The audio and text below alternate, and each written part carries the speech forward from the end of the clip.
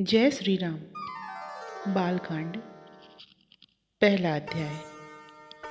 आज बड़ा मंगल दिन है। आज की शुभ घड़ी बड़ी सुहावनी है। आज सौंदर्य, शील और गुण के आगार भगवान राम जी महाराज दशरथ जी के भवन में प्रकट हुए हैं।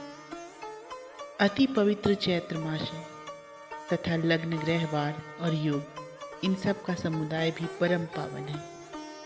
चराचर प्राणी बड़े हर्षयुक्त हैं तथा ब्राह्मणों के शरीर में रोमांच हो रहा है। देववृंद आकाश में दुंदुभी बजाते हुए पुष्पों की वर्षा कर रहे हैं तथा कौशल्या आदि माताओं का मन बड़ा ही हर्षित हो रहा है। हमसे इस सुख का वर्णन नहीं हो पाता।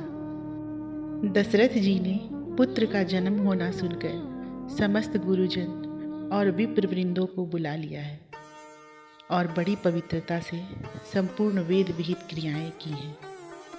इस समय उनके हृदय में आनंद अटता नहीं है। महल में मुनि सुमधुर वेद ध्वनि कर रहे हैं तथा तरह तरह की बधाइयाँ बज रही हैं। पूर्ववासियों ने भी अपने परम प्रिय नाथ के लिए अपनी अपनी संपत्ति लुटा दी है। मणियों का तोरण और बहुत सी ध्वजा पताकाओं से पुरी को बड़ी सुंदरता से छा दिया है। द्वार पर जहाँ तहाँ मागध, सूत और बंदीजन बड़ाई कर रहे हैं।